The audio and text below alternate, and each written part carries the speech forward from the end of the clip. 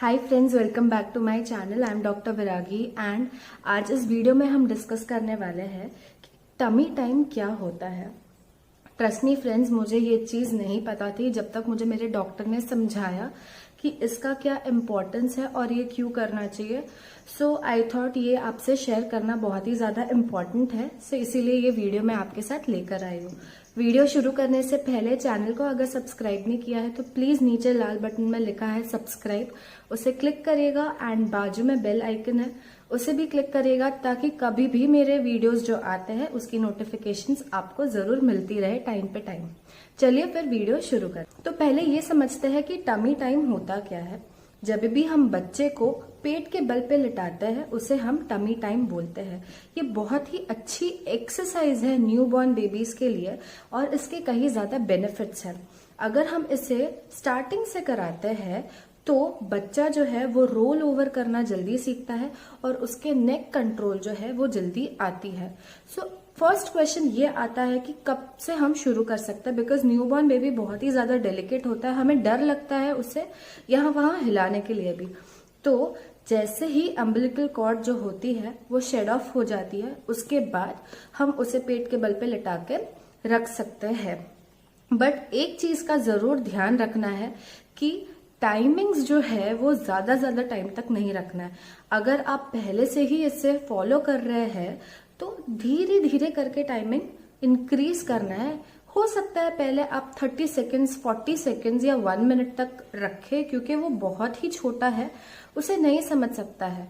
सो इसीलिए धीरे धीरे करके आप टाइमिंग बढ़ाइए, बिकॉज बच्चे को अनकंफर्टेबल नहीं होना चाहिए, वो प्रॉपरली कंफर्टेबल होना चाहिए और वो उसे एंजॉय करना चाहिए।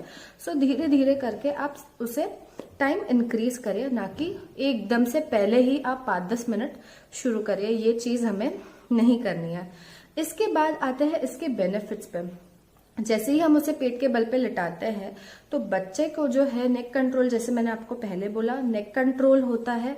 नेक्स्ट है कि उसका जो मसल्स होते हैं, जो शोल्डर के मसल्स होते हैं, नेक मसल्स होते हैं, आर्म्स मसल्स होते हैं, वो सब स्ट्रेंथन होते हैं।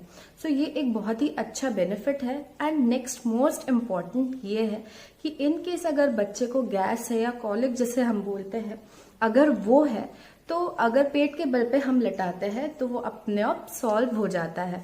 तो ये सारी चीजें जो है वो है बेनिफिट्स अगर हम बच्चे को टमी टाइम देते हैं।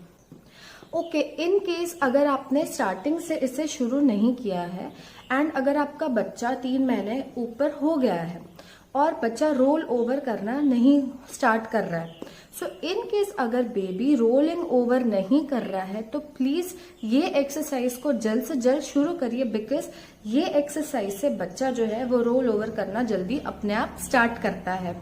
सो इन केस अगर आपने स्टार्ट नहीं किया है प्लीज इसे जल्द से जल्द जरूर स्टार्ट करिए।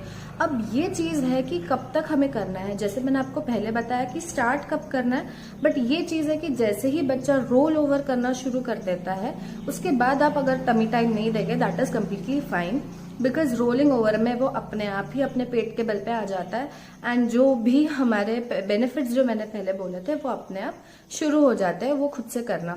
सो इन केस अगर बच्चा रोल ओवर नहीं कर रहा है तब तक ही आप दीजिए, जैसे ही वो करना शुरू करता है टमी टाइम देना आप बंद कर सकते हैं।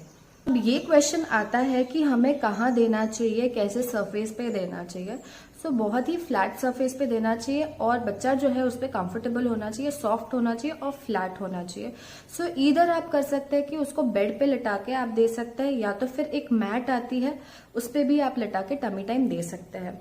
दिन में कितने बार देना चाहिए? दिन में आपको यूजुअली 3 to 4 टाइम्स अगर आप देंगे that is more than enough. And बच्चा बड़ा है, बच्चा अगर यूज टू है टमी टाइम को, सो जैसे मैंने पहले बोला कि धीरे धीरे टाइम इंक्रीज करना है। सो 5 to 10 मिनट्स मैक्सिमम आप दे सकते हैं, उससे ज्यादा देने की जरूरत नहीं है। या तो फिर आप ये कर सकते हैं कि जब तक बच्चे को डिस्कम्फर्ट नहीं हो रहा तब तक आप उसे दे सकते हैं, बट मेरे अकॉर्डिंग 5 to 10 मिनट्स बहुत ही ज्यादा इनफ है। अब टमी टाइम के ऊपर बहुत ही ज्यादा एक इम्पॉर्टेंट चीज जो हमें एज ए पेरेंट ध्यान रखना है वो ये है कि जब भी आप टमी टाइम दे रहे हैं तो बच्चे को अंडर सुपरविजन ही आप टमी टाइम दीजिए। इसका एक रीजन है, बिकॉज उनका अगर नेक कंट्रोल नहीं होता है, आर्म्स में कंट्रोल स्ट्रेंथ नहीं होती है, तो हो सकता है कि वो उनकी नाक जो है वो दब जाए एंड उसकी वजह से उनको ब्रीदिंग इश्यूज हो सकते हैं। So whenever you are giving tummy time, always do it under supervision. ये बहुत ही ज्यादा इम्पोर्टेंट है। नेक्स्ट ये है कि बच्चा जब सोता है तभी नहीं करवाना है, तभी उसे पेट के बल पे नहीं सुलाना है, जब भी वो जगह है तब करना है। इसका रीजन है, जैसे मैंने आपको पहले बताया कि इसके बहुत ज्यादा बॉडीली बेनिफिट्स है। इसके अलावा और भी ज्यादा बेनिफिट्स ये है कि आपको इंटरेक्शन करने के लिए अगर आप बच्चे को बात करेंगे जब वो टमी टाइम कर रहा है तो बच्चा जो है रिस्पॉन्सिव होता है। हम क्या करते थे कि जैसे ही अगर नायरा को हमने बेड पे लिटा दिया, टमी टाइम दे रहे हैं, सो हम या तो उसके रैटल्स जो होते थे वो एक साइड से दूसरे साइड तक उसको कराते थे ताकि वो उसका जो नेक मूवमेंट है एंड आई कोऑर्डिनेशन भी उसका उसके साथ हो। सो ये बहुत ही अच्छा डेवलपमेंट है एंड ये एक माइलस्टोन है जो बच्चा धीरे धीरे समझता है। सो या तो आप रैटल्स यूज कर सकते हैं या तो आप खुद यहाँ से वहां जाके बातें करना ताकि वो आपको फॉलो करे, वो देखे, वो आवाज सुने, उसको समझे, यहाँ से वहां देखना है, रिस्पॉन्सिव हो।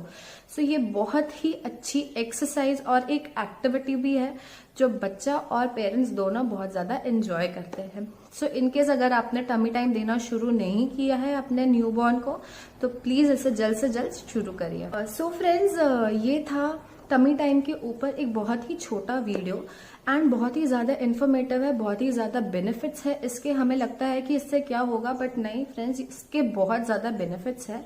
सो प्लीज अगर आपको ये वीडियो हेल्पफुल लगा होगा सो इसे लाइक जरूर कीजिएगा ताकि मुझे इससे मोटिवेशन मिले एंड वीडियो को शेयर जरूर कीजिएगा।